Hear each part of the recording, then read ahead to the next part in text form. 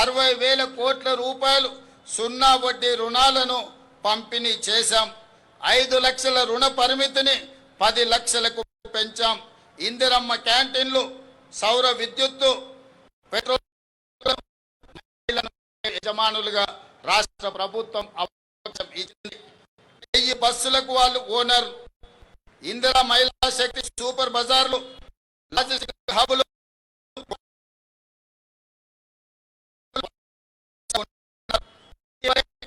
రాష్ట్రమంతటా ఒకే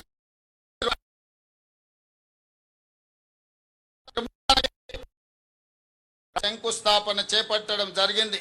అమ్మ ఆదర్శ పాఠశాల కమిటీల ద్వారా పాఠశాలలో మౌలిక సదుపాయాలు, యూనిఫామ్, కుట్టు కూలీ అప్పగించాం. శిల్పారామంలో మహిళా సంఘాల ఉత్పత్తులు అమ్మడానికి స్టాల్ ఏర్పాటు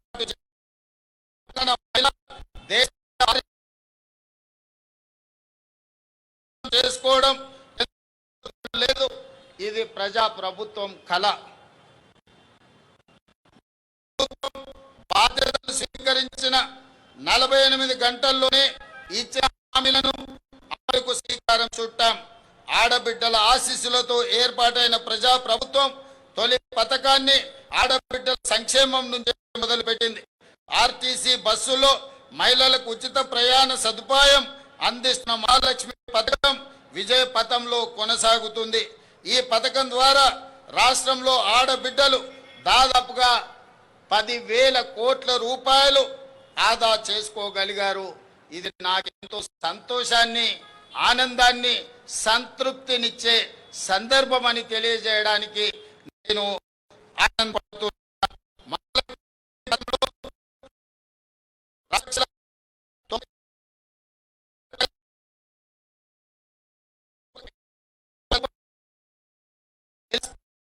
అందిస్తున్నాం. గృహజ్యోతి కింద 53,09,000 పేద గృహాలకు 200 యూనిట్లను ఉచిత విద్యుత్తును మనం అందిస్తున్నాం. అదేవిధంగా మిత్రులారా, తెలంగాణ అంటేనే పోరాటం. తెలంగాణ పోరాటంలో ముందు భాగాన నిలబడి కొట్లాడింది నిరుద్యోగ యువకులు. అందుకే నిరుద్యోగ సమస్యను శాశ్వతంగా పరిష్కరించాలన్న ఆలోచనతో యువతకు ఇచ్చిన మాట ప్రకారం ఉద్యోగాల విజయవంతంగా చేపట్టాం. లీగల్ సమస్యలు, లిటిగేషన్లకు ఆస్కారం లేకుండా కొలువులను భర్తీ చేశాం. ఉద్యోగ నియామక ప్రక్రియలో పారదర్శకతను పునరుద్ధరించాం. తెలంగాణ పబ్లిక్ సర్వీస్ కమిషన్తో పాటు ఇతర నియామక బోర్డులను పూర్తిగా సంస్కరించుకున్నాం. గ్రూప్ 1, గ్రూప్ 2, గ్రూప్ 3, గ్రూప్ 4తో పాటు మెగా డిఎస్సి, వైద్య ఆరోగ్య శాఖలో వరుసగా నియామకాలను చేపట్టాం. రికార్డు సమయంలో 67,763 పోస్టులను భర్తీ చేసి యావత్ దేశానికే తెలంగాణ రాష్ట్రం ఆదర్శంగా నిలిచింది. ఉద్యోగంలో చేరే ముందు అఖిల భారత సర్వీస్ అధికారులకు శిక్షణను అందించినట్టుగా నియామక పత్రాలు అందుకున్న 562 గ్రూప్ 1 అధికారులకు ఈరోజు మనము ఫౌండేషన్ కోర్సు ద్వారా శిక్షణను అందించి భవిష్యత్తులో తెలంగాణ అభివృద్ధిలో భాగస్వాములను చేయడానికి ప్రభుత్వం అన్ని చర్యలను చేపట్టింది. ఈ నెలలోనే టీజీపీఎస్సీ ద్వారా ఇంజనీరింగ్, పొల్యూషన్ కంట్రోల్ బోర్డ్, అటవీ శాఖ, టౌన్ అండ్ కంట్రీ ప్లానింగ్ మరియు విద్యాశాఖలో ఉద్యోగాల భర్తీకి నోటిఫికేషన్లు ఇవ్వడం జరుగుతుంది. నోటిఫికేషన్ల జారీ ప్రక్రియ నిరంతరం జరుగుతుంది. అదేవిధంగా మిత్రులారా, ఈ రాష్ట్ర ప్రభుత్వం విద్యకు అత్యంత ప్రాధాన్యతనివ్వాలని నిర్ణయం తీసుకున్నది. విద్య ఒక్కటే పేదరికాన్ని రూపుమాపగలదని నేను సంపూర్ణంగా విశ్వసిస్తున్నాను. పేదరికం రూపుమాపాలంటే సమాజంలో కుల మతాల అంతరాలు తగ్గడానికి ఆస్కారం ఉంటుంది. ఇంతటి ప్రాధాన్యత విద్యకు ఉంది. అందుకే ఇప్పటి వరకు ఏ ముఖ్యమంత్రి చేయని విధంగా విద్యాశాఖను నా దగ్గరే పెట్టుకొని తెలంగాణ ప్రభుత్వ విద్యలో విప్లవాత్మక సంస్కరణలకు శ్రీకారము చుట్టాము. కేంద్ర ప్రభుత్వం 2 రోజుల పర్ఫార్మెన్స్ గ్రేడింగ్ ఇండెక్స్ లో తెలంగాణకు చాలా మంచి స్థానం లభించింది. ఇది మా కృషి ఫలితం.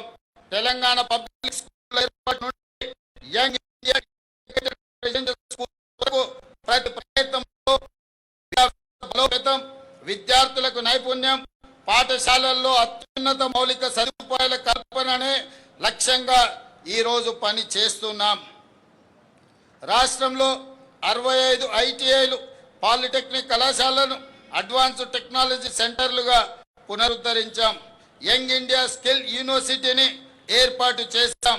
ఈ యూనివర్సిటీలో ఇప్పటి వరకు 1190 మంది విద్యార్థులు కోర్సులు పూర్తి చేశారు. వీరిలో 838 మంది విద్యార్థులు ఉద్యోగాలు సాధించడం ఆనందంగా ఉంది.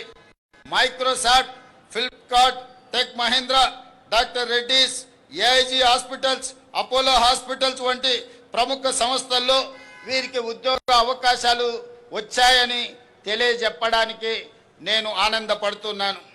మిత్రులారా, ఇప్పటికే రాష్ట్రంలోని 1362 ప్రాథమిక పాఠశాలల్లో ప్రీ ప్రైమరీ తరగతులు అందుబాటులోకి తీసుకొచ్చాం. ఈ ఏడాది కొత్తగా 2769 స్కూళ్లలో ప్రీ ప్రైమరీ తరగతులను ఏర్పాటు చేస్తున్నాం. దీంతో ప్రభుత్వ పాఠశాలల్లో ఎన్రోల్మెంట్ శాతం పెరుగుతుంది. ఈ ఏడాది రాష్ట్రంలోని అన్ని ప్రభుత్వ స్కూళ్లలో, కాలేజీలలో విద్యార్థులకు బ్రేక్ఫాస్ట్ స్కీమ్ పథకాన్ని అమలు చేస్తున్నాం. ప్రస్తుతం పాఠశాలల్లో ఉన్న మధ్యాహ్న భోజన పథకాన్ని జూనియర్ కాలేజీలకు విస్తరిస్తున్నాం. అన్ని ప్రభుత్వ సంక్షేమ హాస్టళ్లు, రెసిడెన్షియల్ పాఠశాలలు, కళాశాల విద్యార్థులకు డైట్ ఛార్జీలు 40%, కాస్మెటిక్ ఛార్జీలను 212% పెంచడం జరిగింది. అమ్మ ఆదర్శ పాఠశాల కమిటీల ఆధ్వర్యంలో పాఠశాలల్లో 706 కోట్ల విలువైన మౌలిక సదుపాయాల పనులను చేపట్టాం. మంచిరేవుల గ్రామంలో యంగ్ ఇండియా రెసిడెన్షియల్ స్కూల్ని మనము ప్రారంభించాం. Pulleys young India integrated residential స్కూల్ని మనం ప్రారంభించుకోవడం జరిగింది. మిత్రులారా, పేదల కళ సొంత ఇల్లు. ఆ సొంత ఇల్లు కళ నెరవేరితే పేదల కళ్ళల్లో ఉండే ఆనందాన్ని మనం ఆస్వాదించవలసిందే కానీ మాటల్లో చెప్పలేం. అందుకే నేను గ్రామీణ ప్రాంతం నుంచి వచ్చాను. పేదల మధ్య పెరిగాను. వారి జీవన స్థితిగతులు నేను చూశాను బాల్యం నుండి. సొంతిల్లు అన్నది వారి జీవిత కాలపు కళ.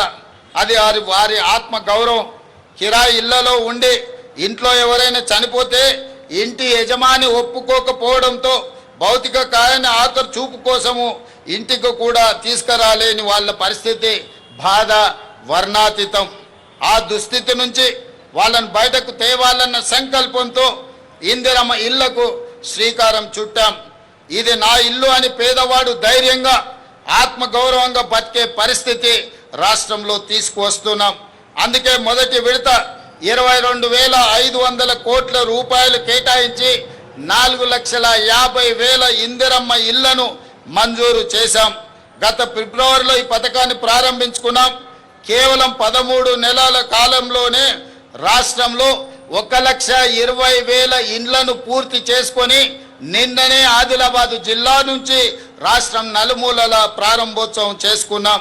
మరొక 1,00,000 ఇండ్లు సెప్టెంబర్ నెల లోపల పూర్తి చేసుకొని సెప్టెంబర్ వరకు 2,20,000 ఇండ్లను పేదలకు అంకితం చేయడం ద్వారా పేదలను ఇంటి యజమానులుగా చేసి ఆత్మ గౌరవంతో బ్రతికే విధంగా ఈనాడు రాష్ట్ర ప్రభుత్వం ప్రయత్నం చేస్తుంది. అదేవిధంగా కొత్తగా ఇంకొక 2.5 లక్షల ఇండ్లను ఇల్లు రాని పేదలకు కేటాయించాలని ప్రభుత్వం నిర్ణయం తీసుకున్నదని తెలియజేయడానికి నేను సంతోషపడుతున్నాను. అదేవిధంగా మిత్రులారా, ఈ ఆర్థిక సంవత్సరానికి క్యూర్ పరిధిలో 1,00,000 ఇండ్లు, రాష్ట్రంలో ఇతర ప్రాంతాల్లో 2.5 లక్షల ఇండ్లు, మొత్తం 3.5 లక్షల ఇండ్లు మంజూరు చేశాం. ఆనాడు కాంగ్రెస్ ప్రభుత్వం స్వర్గీయ వైఎస్ రాజశేఖర రెడ్డి గారు ముఖ్యమంత్రిగా ఉన్నప్పుడు ఉమ్మడి రాష్ట్రంలో అమలు చేసిన ఇందిరమ్మ ఇండ్ల పథకంలో మంజూరై ఇప్పటికే అసంపూర్తిగా ఉన్న ఇండ్లను కూడా 2వ విడతలో పూర్తి చేయాలని నిర్ణయించాం. రాష్ట్ర అవతరణ దినోత్సవం కానుకగా నిన్న ఆసిఫాబాద్ జిల్లా కెరిమేరి మండలం కొటారి గ్రామంలో మలి విడత ఇందిరమ్మ ఇళ్ల పథకానికి పునాది రాయి వేయడం జరిగింది. అదేవిధంగా మిత్రులారా, పేదవాడికి సొంత ఇల్లు ఆత్మగౌరవం అయితే రేషన్ కార్డు, ఆహార భద్రత, ఏళ్ళకేళ్ళకి ఎదురు చూస్తున్న కుటుంబాల ఆకాంక్షలను మా ప్రభుత్వం నెరవేర్చింది. రాష్ట్ర వ్యాప్తంగా 15,12,000 కొత్త రేషన్ కార్డులను జారీ చేశాం. ప్రస్తుతం రేషన్ కార్డులో 19,44,000 కొత్త సభ్యులను చేర్చడం జరిగింది. తద్వారా రాష్ట్రంలో 3,38,000 మంది ఈరోజు సన్న బియ్యం భోజనం చేయగలిగే పరిస్థితులు కల్పించాం. అదేవిధంగా మిత్రులారా, ఈ ఆధునిక యుగంలో కొన్ని సామాజిక రుగ్మతలు సమాజాన్ని వేధిస్తుండడం నాకు ఆవేదన కలిగిస్తుంది. ముఖ్యంగా వృద్ధుల సంరక్షణ విషయంలో కొన్ని సంఘటనలు ప్రభుత్వాన్ని కదిలించాయి. పిల్లలు కన్న తల్లిదండ్రుల సంరక్షణ బాధ్యతలు స్వీకరించకుండా వారిని వృద్ధాశ్రయంలో చేర్పించడం, చేతులు దులుపుకుంటున్న తీరు తీవ్రమైన ఆవేదనను కలిగిస్తుంది. ఈ విషయంలో ఏదో ఒకటి చేయాలన్న సంఘర్షణ నుంచి వచ్చిన ఆలోచన ఒక పటిష్టమైన వృద్ధుల సామాజిక భద్రతకు భరోసా ఇచ్చే చట్టాన్ని రాష్ట్ర ప్రభుత్వం రూపొందించింది.